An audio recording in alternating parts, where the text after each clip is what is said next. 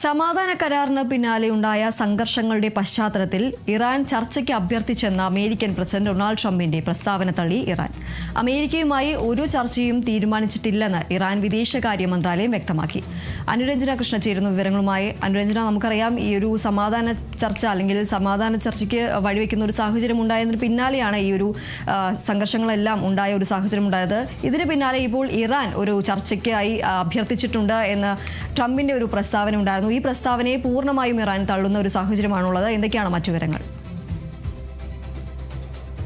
ദീപ്തി, കഴിഞ്ഞ 4 മാസങ്ങളായി നടന്നുകൊണ്ടിരുന്ന America Iran സംഘർഷത്തിൽ ഒരു അയവ് വരും, ഒരു അറുതി വരും എന്നുള്ള പ്രതീക്ഷയോടുകൂടി തന്നെയായിരുന്നു ഇന്ന് ദോഹയിൽ നടക്കുമെന്ന് പ്രസ്താവിച്ചിരുന്ന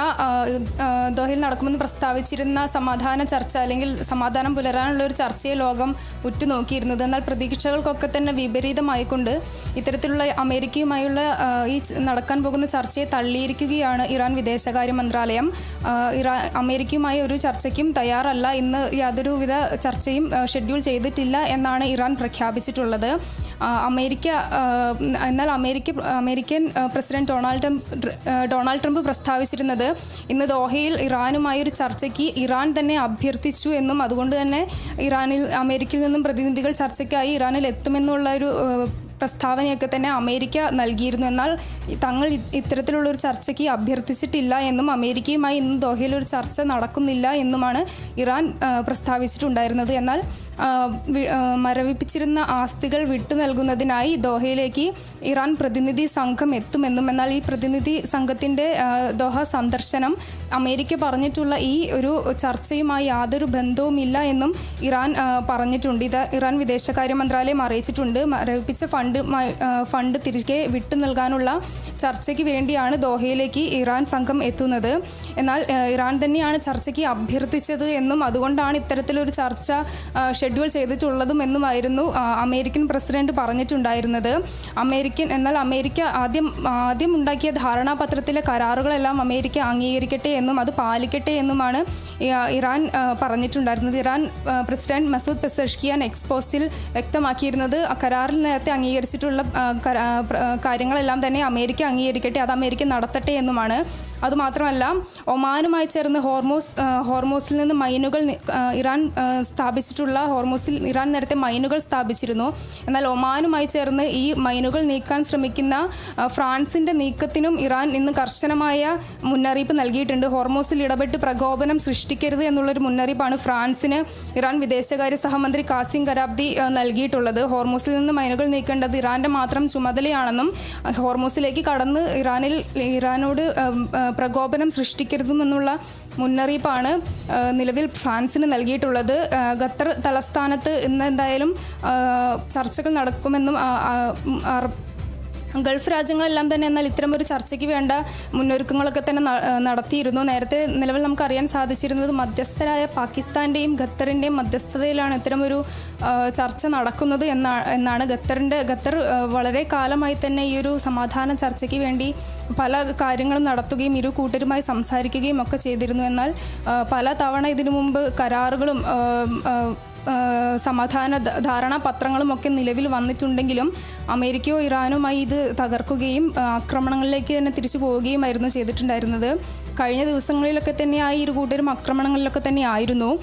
ഇറാനിലേക്ക് കഴിഞ്ഞ 2 ദിവസത്തിനകം ഇറാനിലെ 20ഓളം കേന്ദ്രങ്ങളിലേക്കാണ് അമേരിക്ക ആക്രമണം നടത്തിയത്. തിരിച്ച് ഗൾഫ് മേഖലയിലുള്ള അമേരിക്കയുടെ കേന്ദ്രങ്ങളിലേക്കും ഇറാൻ ആക്രമണം നടത്തിയിരുന്നു. ഇതിലൊക്കെ ഗൾഫ് മേഖല പ്രതിഷേധവുമായി രംഗത്ത് വരികയും ചെയ്തിരുന്നു. എന്തായാലും ഇന്ന് നടക്കാനിരുന്ന ചർച്ചയിൽ വളരെ പ്രതീക്ഷയോടെ തന്നെയായിരുന്നു ലോകം കണ്ടിരുന്നത്. ഒരു സമാധാനം പശ്ചിമേഷ്യയിൽ പുലരുമോ അല്ലെങ്കിൽ ഒരു സംഘർഷത്തിനൊരു അയവ് വരുമോ എന്നുള്ള കാര്യങ്ങളൊക്കെ തന്നെയായിരുന്നു ലോകം ഉറ്റുനോക്കിക്കൊണ്ടിരുന്നത്. എന്തായാലും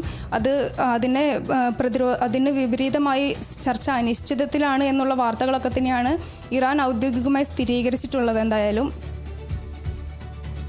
അനുരഞ്ജന, അതുപോലെ തന്നെ നമുക്കറിയാം ഈ ഒരു സമാധാന കരാർ അല്ലെങ്കിൽ സമാധാന ചർച്ചയ്ക്കായി മുന്നൊരുക്കങ്ങൾ നടത്തുമ്പോഴും പലതവണയും ഈ ഒരു ട്രംപിന്റെ പ്രസ്താവനകൾ തിരിച്ചടിയാകുന്ന ഒരു സാഹചര്യം ഉണ്ടായിരുന്നു. പലതവണ ട്രംപ്, നമുക്കറിയാം കഴിഞ്ഞ ദിവസങ്ങളെല്ലാം ട്രംപ് ഇറാൻ ഒരു ഭീഷണി മുഴക്കുന്ന ഒരു സാഹചര്യം ഉണ്ടായിരുന്നു. അമേരിക്കൻ സൈന്യം ഏറ്റെടുത്തിരിക്കുന്ന ദൗത്യങ്ങൾ പൂർത്തിയാക്കാൻ ശ്രമിച്ചാൽ ഇറാൻ എന്നൊരു രാജ്യം തന്നെ ഇല്ലാതാകും എന്നടക്കമുള്ള ഭീഷണികൾ ട്രംപിന്റെ ഭാഗത്തു നിന്നുണ്ടായിരുന്നു. അതോടൊപ്പമാണ് ഇപ്പോൾ പലതരത്തിലുള്ള പ്രസ്താവനകളും ട്രംപ് നടത്തുന്ന ഒരു സാഹചര്യമുണ്ട്. ഇതെല്ലാം ഈ ഒരു സമാധാന ചർച്ച അല്ലെങ്കിൽ പശ്ചിമേഷ്യയിൽ സമാധാനം പുലരുന്നതിന് ഒരു വെല്ലുവിളിയായി നിലനിൽക്കുന്ന ഒരു സാഹചര്യമല്ലേ ഉള്ളത്?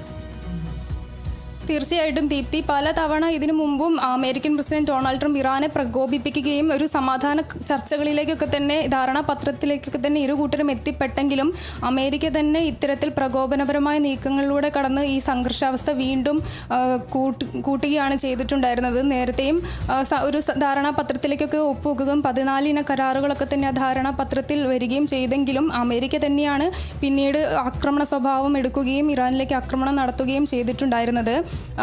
ഇറാനിലെ സമ്പുഷ്ടീകരിച്ച യുറേനിയം ശേഖരം ആണ് അമേരിക്കയുടെ പ്രധാന ലക്ഷ്യമെന്ന് നേരത്തെ ട്രംപ് പറയുകയും ഇത് ഇറാനായിട്ട് നശിപ്പിച്ചില്ലെങ്കിൽ ഇറാനിൽ ചെന്ന് കൈകടത്തി അമേരിക്ക ഇത് നശിപ്പിക്കുമെന്നുള്ള ഭീഷണികളൊക്കെ തന്നെ ഇറാനിലേക്ക് പലതവണയായിട്ട് ട്രംപ് നടത്തിയിട്ടുണ്ട്. അതുകൊണ്ട് തന്നെ ട്രംപ് ആക്രമണം നടത്തുമ്പോൾ ഇറാൻ പ്രതിരോധിക്കുകയും അത് ഗൾഫ് രാജ്യങ്ങളെയെല്ലാം ബാധിക്കുകയും ചെയ്തിട്ടുണ്ട്.